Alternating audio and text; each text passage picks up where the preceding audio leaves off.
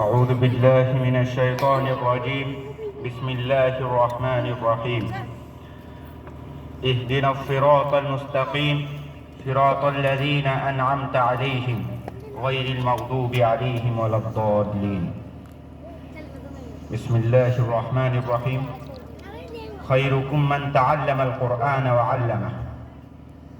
معزز سامعین، میں نے ابھی آپ حضرات کے سامنے قرآن پاک کی ایک چھوٹی سی آیت تلاوت کی ہے جس کا مطلب یہ نکلتا ہے کہ اللہ تبارک و تعالی ہم لوگوں کو سیدھے راستے کی طرف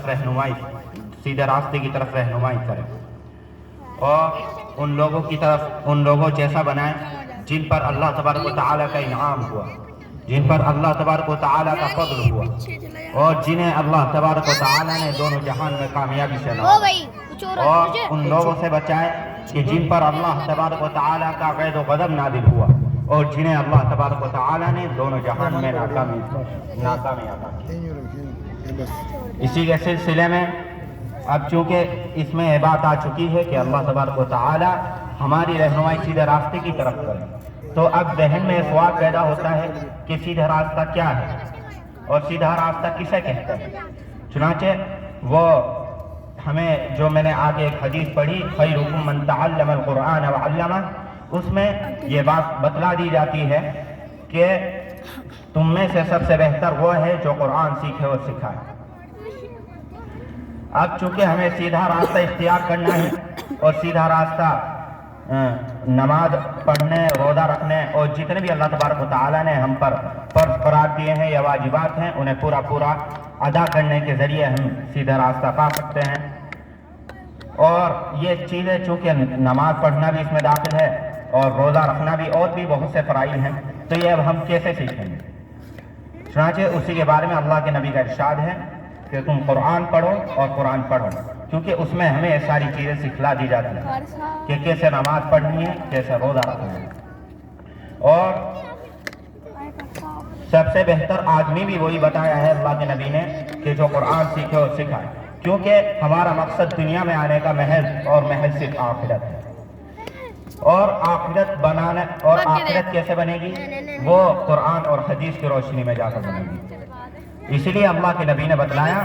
کہ تم میں سے سب سے بہتر وہ ہے جو قرآن سیکھے، یعنی گویا کہ وہ اپنے آخرت کی تیاری کرے۔ اور جو آخرت کی تیاری نہیں کرتا ہے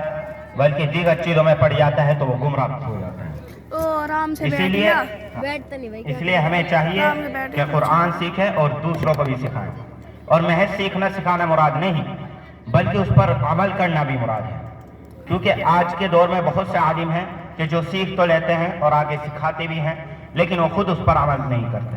بہت سے عالم مل جائیں گے ایسے، لیکن ایسے عالم جو کہ باعمل ہو، عمل کرتے ہوں، ایسے بہت کم ہیں۔ چنانچہ ہمیں چاہیے کہ ہم قرآن پڑھیں اور دیگر لوگوں کو بھی سکھائیں، اور جتنی بھی چیزیں قرآن نے بتائی ہیں ہم اس پر عمل کریں، جن سے بچنے کو کہا ہے ان سے بچیں، اور جن کے اختیار کرنے کا قرآن نے حکم دیا ہے ان کو اختیار کریں۔ اسی کے ذریعے ہم دنیا و آخرت میں کامیاب ہوں گے، ورنہ تو دونوں جہان میں ناکامی ہی ملے گی۔ خیر، میں اتنی ہی بات پر اپنا کلام ختم کرتا ہوں۔ وآخر دعوانا الحمدللہ۔ ماشاءاللہ، سبحان اللہ، کیا خوب ہے۔ جب موصوف اپنی بات کو رکھ رہے تھے تو مجھے ایسا محسوس ہو رہا تھا کہ موصوف یہ کہہ رہے ہیں کہ انہی کا ذکر کرتے ہیں، انہی کی بات کرتے ہیں، انہی کا ذکر کرتے ہیں، انہی کی بات کرتے ہیں۔ دوستو، ہمیں کچھ نہیں آتا، ہم تو صرف